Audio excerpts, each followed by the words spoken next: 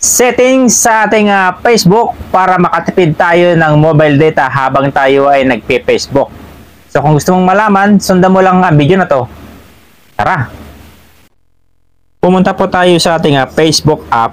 Ayan, tapos pumunta naman tayo doon sa tatlong guhit sa karon, itong burger icon kung tawagin. Tapos pinutin naman natin dito itong gear icon, yung settings.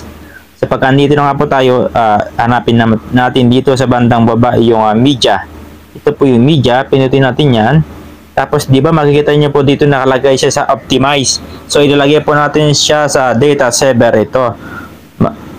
Less data reducing video quality, yan 40% po yung malilisen yung quality niya. Tapos dito naman sa baba ilagay po natin siya, di ba naka-autoplay siya. Ilagay po natin siya sa never autoplay para pag nag-browse, pag nag-open tayo ng mga videos ay hindi kaagad siya mag-play para makatipid tayo sa mobile data.